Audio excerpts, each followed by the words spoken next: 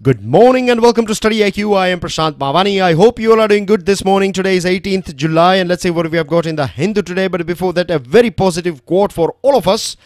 Education is the most powerful weapon which you can use to change the world, has been said by Nelson Mandela. Today, the world is celebrating 100th birth anniversary of this great man. We have one article on Nelson Mandela. I will recommend you guys to read and reread this article. Save this article, keep it with you. I'll give you a gist of Nelson Mandela as we come through this article, but before that, let me take you through one of the most important articles that we have today. It's about decoding Trump's attack on Europe. Why Mr. Trump is attacking European leaders. When I say attacking, I mean to say these verbal attacks that have been done by Mr. Trump. What is the main reason behind it? One of the most interesting thing about this article is that it will take us through the whole history of this transatlantic partnership.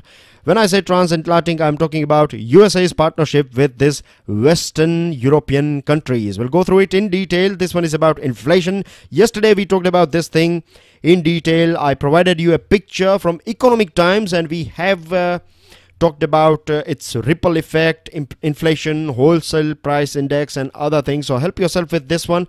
This one is a tennis article, right? If you are interested in tennis, then go through it, or not, then you can drop it. And this one is about Goa's glass problems. What's going on in Goa as far as this glass bottles are concerned. And this one is an interview from a very important person from USA. So let's crack on, dear friends. But before that, I would like to introduce all of you to our pen drive and tablet courses. They are designed by best faculties of our country. They will help you immensely with your preparation. And at present, up to 50% discount is available on our pen drive and tablet courses. You can't go wrong with it, can you? So this is going to last till 23rd July. So make sure you make the most out of it. And if you just compare what we are offering here for 22,500 rupees, you get UPSC Pre and Mains pen drive course. Compare this with coaching classes. You have to pay 2 lakh rupees. So check out StudyIQ.com, and if you want to download the PDF of today's lecture, you will get it from my Facebook page and Twitter handle.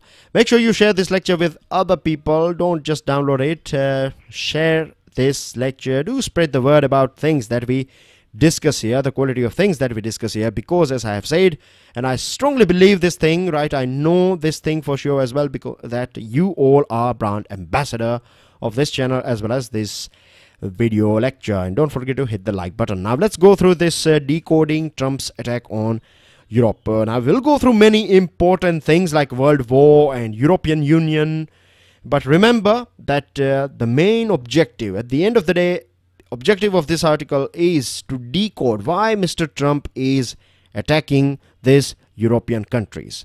Let's start this historical tour of this transatlantic partnership. Now, after Second World War, USA started promoting economic integration among its European allies. Let me break it down for you. Economic integration, right? You know the story of World War II, Hitler versus this European countries, France and UK.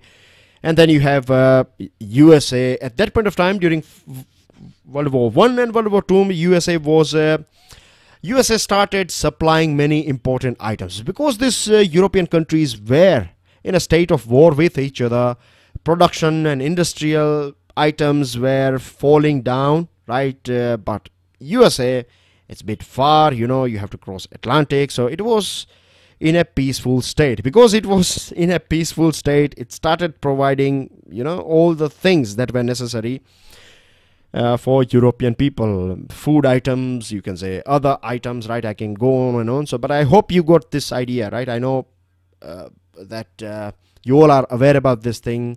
And if you are even not aware about this thing, then as well, just imagine this thing that a merchant, take USA as a merchant or a businessman.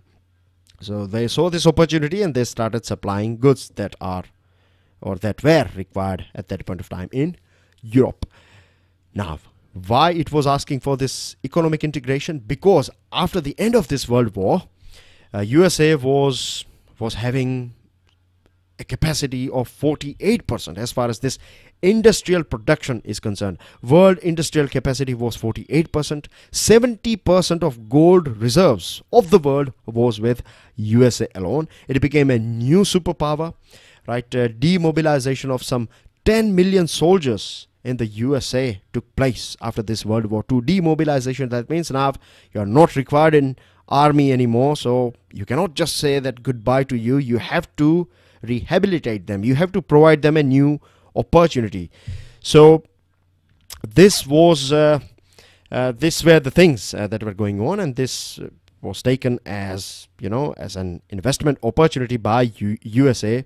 They started promoting this economic integration. They started promoting this this standardization in regulations. If you don't know what or how it works, a standardization basically means that if you go to UK, or if you go to France, or if you go to Germany, right, or any other Western European countries, rules and regulations will be same, right? So this was, rather than helping, of course it created jobs in European countries, but it was a sort of sales strategy of USA, because if rules and regulations can be made standardized, then it can, you know, then dealing with these European countries will become easy.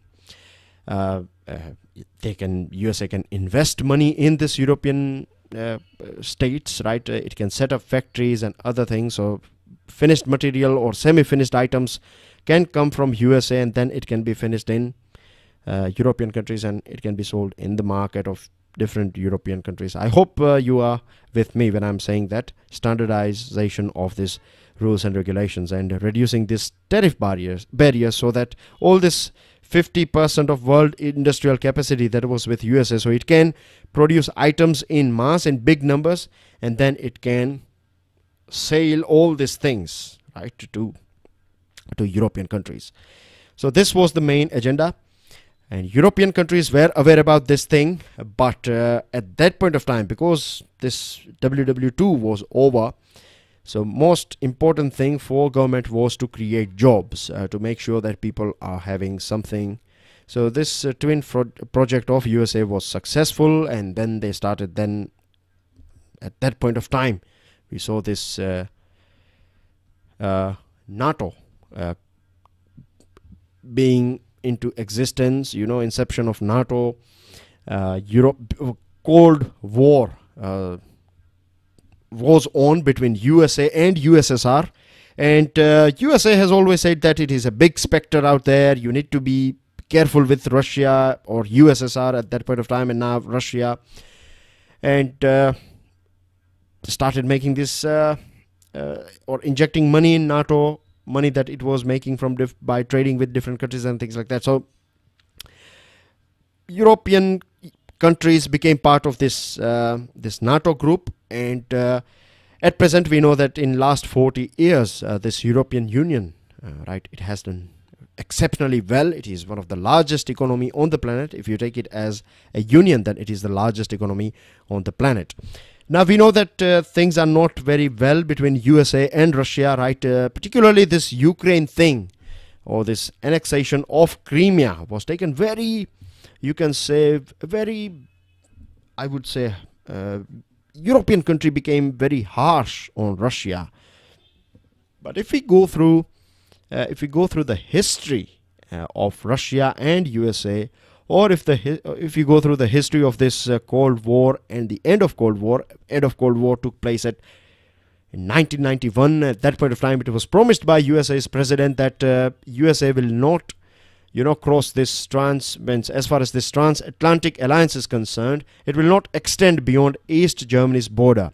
But Bill Clinton decided to go ahead and started inviting Central as well as Eastern European countries to become part of this NATO group, and this was a big problem for Russia. Under Vladimir Putin, Russia became a bit strong, and in 2014, if you have been following news and current affairs from 2014, then you would be aware about this thing that this Viktor Yanukovych, or this people in Crimea, the maximum population in Crimea even today, and that point of time was people from Russia, right, or second and third generation of Russians were living in this Crimea.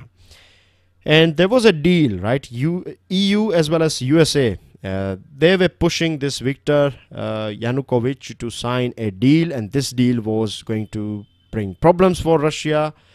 So Vladimir Putin was on the other side pressurizing this Ukrainian government, and finally Viktor Yanukovych was not happy with it, and he was overthrown by this USA and EU. And all these things were taking place at the border of a country, or you can say a country that is sharing its border with Russia. So this was something that was not acceptable to Russia, so it started, this annexation plan, and finally this Crimea was taken.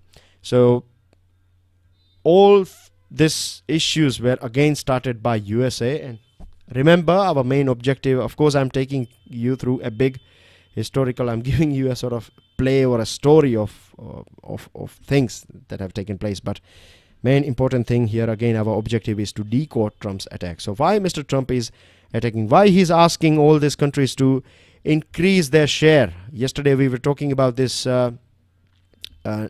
NATO and USA demanding that they should invest money in it, they should inject more money, 2% of their GDP, and they should increase it to 4% of their GDP. So one of the main reason is USA wants to create this, create this image of specter or ghost of Russia, so that it can engage with these European countries. It can supply oil and gas and weapons and other items. Anyways, the biggest problem for European Union is not Russia. The biggest problem is this migrants coming from Africa. This is a big destabilizing factor of European Union. When I say destabilizing, I mean to say that there are many countries out there, and there are many political parties in various different European countries, right? Now they are standing up. Now they are using this point. You can call it whether they are doing it for their own country, this nationalistic wave or extreme right wave. There is a rise of this extreme right wave in many different European countries. We have seen that the position of one of the most, you can say, the strongest leader so far was this Chancellor of Germany. But at present, she is having a coalition government. We know what happened in France, right? There was a demand in France as well. So there is a Schengen agreement that we have talked about. You can go through our past lecture. I'm sure regular students, Schengen agreement, right? I have told you about this thing, that it's a sort of agreement between different European, not all European Union members, but there are few European Union members. They have signed this Schengen agreement. So under this Schengen agreement, you can say, for example, if you are an Italian citizen, if you want to go to France, then you don't need visa or anything. You can just cross the border and you can go to France. So they have agreed on this immigrants that are coming from African or this West Asian countries. They have decided that they will distribute all of them. But now this wave is more and more people are coming in, and this is creating a sort of, or this is acting as a destabilizing factor for European Union. Now Mr. Trump would like to destabilize this EU a bit more, because if it is destabilized and if it is divided, right, then USA can engage with small states rather than dealing with this economic power that is EU. It can deal with small nations, small states, and when USA will deal with them, it will be dealing with them from a position of strength. So this is one agenda of Mr. Trump, right? As far as sorting out this problem is concerned, what can be done is, it can means under OECD, or this Organization for Economic Cooperation and Development. The members of OECD, they decided that they will contribute 0.7% of their GDP as an aid to the poorest countries, and most of them are this African countries. So if all these OECD countries started investing 0.7% of their GDP in poorest region, then this migration will come down, right? New factories and new things, new opportunities can be created here. But here as well, you find that USA is not contributing, and USA has said that it is going to cut it down even more. It will slash it by a third, so 0.06% only will be coming from USA. So it could be a tactic, you can say, to destabilize European Union. What European Union can do, and what they have, European countries, what they have done so far, they have invested in the health. I have used the word here, invested, not spent or expenditure. It's investment. They have invested in this health sector, education and other benefits, and they have looked after their citizens very well, and they should keep on doing this thing, and they should stick together, or else this USA is going to eat them away. With this, dear friends, we reach to another article. I hope the things are clear to you as far as this transatlantic items are concerned. Now, Goa aims to become garbage free by 2020. I think it's a big, you can say, dream of Goa, because we go through many pictures after big parties are over, and we find that big pictures in this newspapers, we find that once this party is over, you find litter everywhere, right? Everywhere. And most of the time it's not tourists. When I say tourists, I mean to say it's not people coming from foreign countries. It is most of them, we are the ones, right, who are polluting our country. We are responsible for it. So 3 things are going wrong in Goa at present. The reason why you find this item as an article is because glass problem, or these glass bottles are everywhere nowadays, and this is a big problem. The first problem is that, what about collection facilities? Do we have enough dustbins? Second thing, what about the responsibility of this glass producing companies, or this beverage or beer producing countries? Beg your pardon, companies. They need to collect it, right? It should be their responsibility, or else we can start this refundable deposit scheme. That I'll give you a rough example. You buy a Coca-Cola for 10 rupees, right? But you pay 12. MRP is 10, but you pay 12. 2 rupees for this bottle. So if you deposit this, if you give it to any place, right, you can deposit this glass bottle, and you will be given 2 rupees or a token or something like that. This can be worked out. The lack of civic sense is a big problem. Behavioral change is a big issue that we are fighting, and this applies to Swachh Bharat Abhiyan as well. And then we have this issue of segregation of waste. You advertise many times, but again it is associated with this collection system, this whole supply chain. You know, it's not just about behavioral change. I don't like to throw litter here and there, right? But not everyone will carry this wrappers in the pocket like me. When I say me, I'm not praising myself. I'm just giving you one example. That there are few people, they will not throw it they will not throw litter here and there. They will carry things with them. They will keep wrappers and other things in their pocket, and they will throw it in a designated dustbin. But then as well, if you throw it in a dustbin, you know, segregation is not taking place. You don't have different dustbins for plastic bottles and glass bottles and kitchen waste. So this is something that needs to be introduced in our country big time. Now we are going through this article, important one. It is about this hero that you can see on your screen. Happy birthday to Nelson Mandela. If he's not dead, he will live forever in the hearts and minds of people like you and I, who believe in freedom, who believe in equality for all, and that's what he fought for. See, Nelson Mandela was, he went through all these tortures and all this apartheid and all these negativities that are associated with this apartheid. Generally what happens, I'll give you one practical example. If someone does something bad with you or with me, our first reaction, right? There is a difference between a reply and a reaction.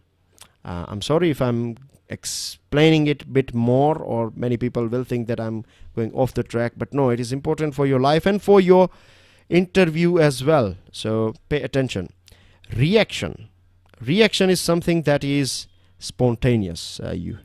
It's rather than saying natural, I would say it is more wild. If I say something bad to you, your reaction will be bit more, it will be bit more severe, it will be bit more bad. But reply is thinking of what to say, why it is necessary to say. So it is more controlled, it is more civilized, right? So this is a big difference between reply and reaction. This could be, most of the time, it creates more harm to you rather than the person whom you are trying to create harm. And this is a sort of way which will sort out all your problems and things. I hope things are clear now. Right, so Mandela has gone through all these problems, right? He was not treated very well. His family members or his people, right? They were not treated very well because of this white and black domination in South Africa, this apartheid. But then as well, he fought for a democracy, a plural society that is providing level playing field for all races, for all languages, for all opinions. A world in which everyone can live in harmony with equal opportunity, no matter what your color, what your race, what your looks are, right? Where you are from, what's your economic status, it doesn't matter. We all are equal as human beings. This was one of the core philosophy of this man, right? Truly a hero. Now, if you go through this article, you will come across his whole life. Of course, you have to read it, right, dear friends? So it's an easy read article, let me tell you. So it's not that difficult. So it will take you through his life. How he started earlier on. He was not having that much confidence. Then when he started practicing law, he became a bit more confident. And then he decided to join politics. And earlier on, he started, this armed rebel or revolution, and then he was jailed. He spent nearly 27 years and 6 months in captivity. He got time to see the things that he has done, and not only things that he has done, but his thought process, his moral standpoint, all these things. He started looking at it with a magnifying glass because he was in a jail for a very long period of time. And then when he came out, he was a refined man. And one thing has stayed with him forever. Even when he was he was a sort of armed rebel at that point of time, his agenda was the same, to create an equal society for everyone. And in 1994, he became the South Africa's first democratic and black African president. He's truly a champion, right? And we have many things to learn from him as a country. Many a times nowadays we find violence taking place, not just in our country, but in other countries as well. Internal conflicts and people fighting with each other. And somewhere down the line, right, there is lack of education, lack of proper education. And the other thing is, we have taken this freedom that we have for granted. When we sit down, we talk about democracy is not good and democracy is this and that. These are all reactions. If you think about, right, if you think about democracy, if you think about an equal society, then you will find out that this is the best model that we have. All we need to do is improve it, and we can improve it with education, with clear morality, and with this thirst of excellence as far as politics is concerned. Yes, you can achieve excellence in politics as well. It's not just in arts and other things that we can achieve excellence. We can achieve excellence in politics as well. So we are on a journey, right? And we have to carry Mandela, Gandhi, Martin Luther King Jr. and other people in our hearts and our minds. With this, we come to this interview of Nisha Biswal. She is at present a part of this, she is president of this USIndia Business Council, and she talks about this India and USA's relationship. It's an interview, so I've got some gist of her interview. She talks about this regulatory policy. Regulatory policy needs fixing. She wants us to fix our regulatory policy. What about USSC? Here I'm not again reacting, I'm replying. They have to create, open doors for us. We have kept doors open for good investment and other things, but we cannot allow this. See, we need to develop our own local industries as well. They are arguing about Harley Davidson, but to be honest, right, India is not a country that is importing that many Harley Davidsons, right? We are not importing that many Harley Davidsons. Only few people in our country, very few people, they like, I could be wrong when I say they like, but I am definitely right that they have, very few people have these Harley Davidson bikes. So India is not a big market, but USA, Mr. Trump made this a big issue. It is not a big issue, right? The quantity is not that big that will impact USA's export.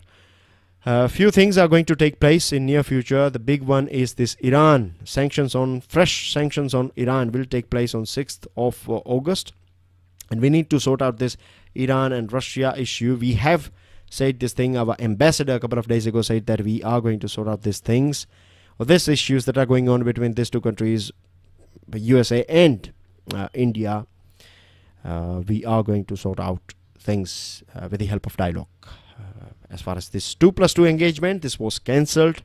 We have raised the issue of H-1B visa and spouse visa. America has always said this thing that it is a country where it allows people to come in as far as you are adding value to USA's society and economy and other, or USA's way of life and all these different aspects. But nowadays they have kept a big wall. They have created a big wall for people from our country. Many of them are facing issues. If you are exceptionally or highly skilled people, then you can go over there. So these are the things that are going on. Dear friends, many important news to go through. You can see here differences over dues. So Department of Telecommunication has sought 7,268 crore rupees in dues from Airtel and Vodafone, or Airtel and Vodafone. Yes, these are the two companies from which let me quickly make sure that the facts are right. Yes, it is definitely this Vodafone, right? Vodafone India, and not Airtel. I beg your pardon. It is Idea Cellular. So Idea and this Vodafone, they have to pay 7,268 crore. They asked to recalculate the dues, but this has been rejected. DOT has said that there is no need to recalculate your dues. Then taking aim, government feels that WhatsApp can do more, but it is not doing more. Government has sent WhatsApp a second notice, right? The big question is that if WhatsApp can target people, right, for its advertisement, then why can't it target or locate this this messages, this viral and abusive and this this lynching boosting messages or mobocracy messages? Why can't we eliminate them? This is a big question that WhatsApp has to answer. This one is about Travel Watch. Government wants to stop this loan defaulters and willful defaulters to fly to other countries. So many new things are on agenda. Very interesting item here. 10.74 crore info letters, or you can say info letters as well as family cards, will be delivered through this village public contact program, Ayushman Pakhwadas, and door-to-door delivery by ASA workers. Every BPL family who is eligible to get benefits under this new Ayushman Bharat scheme, they will be given this card, and this card will display the name of beneficiaries, and you will have a call center. You can give a call, email, chatting, everything. So this is how it is going. Lynching has been basically, Supreme Court is very angry on government as well as on society. Supreme Court has said that we need to get rid of this mobocracy. We cannot allow people to take law in their hand. And this is whole, you can say, session of budget. What are important bills that are stuck there for a very long period of time? Help yourself with it. And these are some important news items, right? Supreme Court has said that accept a gay relationship, talk it out, walk out or vote out. Naidu tells MPs. Mr. Naidu has said, Venkaiah Naidu, who is chairman of Rajya Sabha, he has said that no parties, opposition or government, right, they should not engage in blame game. And he has also said that it's not just the responsibility of government, it is a shared responsibility of both opposition and government to make sure that the house is running smoothly. USA and EU, they have signed a major trade deal. This is a sort of big clear message against this protectionism theory of Washington.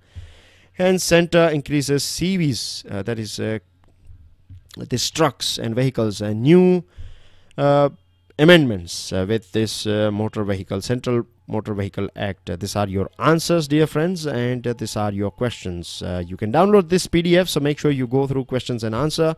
Thank you very much for listening. Thank you for your support and love. Don't forget to hit the like button. I'll see you all soon. Till then, enjoy your studies. Jai Hind.